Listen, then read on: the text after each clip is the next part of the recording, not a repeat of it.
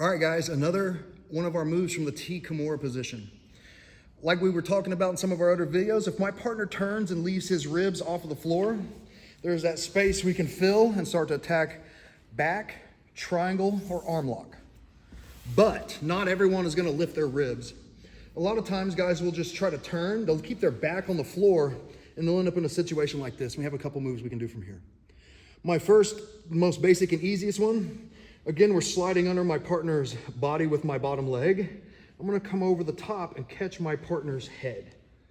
Okay, now, what you're gonna have to see is the top of this, and when I get my partner's head controlled, we're gonna put him in what we call the Nutcracker choke.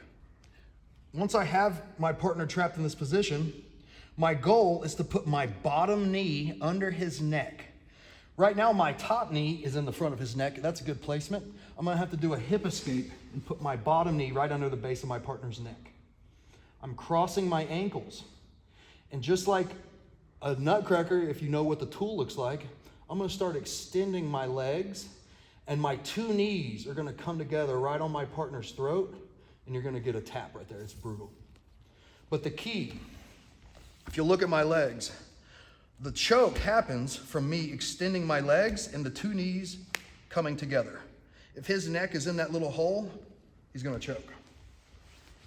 So I have that T-Kimura. He tries to turn, but he doesn't really raise his body up much. I scoot, I throw my leg over and catch my partner's head. I need to make the adjustment, so it's up to you to make sure that your bottom knee is under your partner's neck. Right now, mine is not. So what I'm gonna have to do is a tiny hip escape and then lock my ankles. Now I feel my knees are sandwiched on bottom and top of his neck. Now I can extend my legs, squeeze my knees together, and it's a really brutal finish.